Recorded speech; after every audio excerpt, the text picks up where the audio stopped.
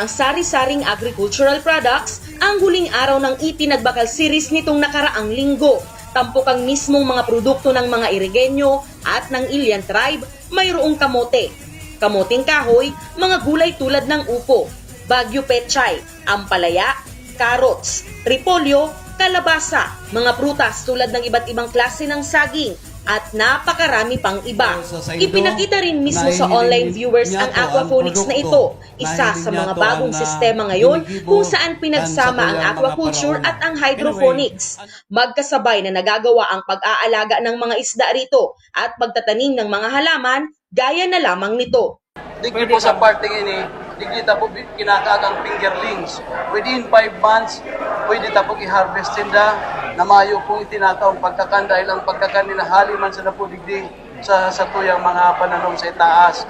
Igwa po kitang 160 na butas o holes na para pagtanom ng taon na different crops, high value crops. Delivery charge. Pero Muling umulan ng online orders dahil na rin sa pagtangkilik at suporta ng mga Irigenyo, bagay na lubos na ipinagpasalamat ng local government unit.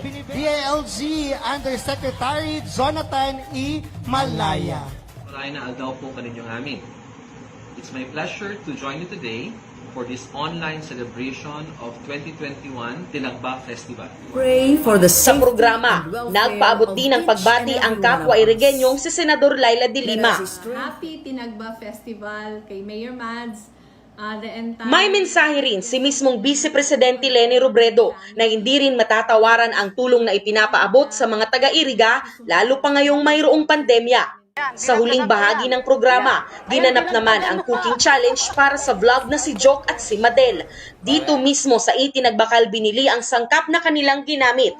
Pupwedeng mapanood ang vlog na ito sa kanilang Facebook page at YouTube channel.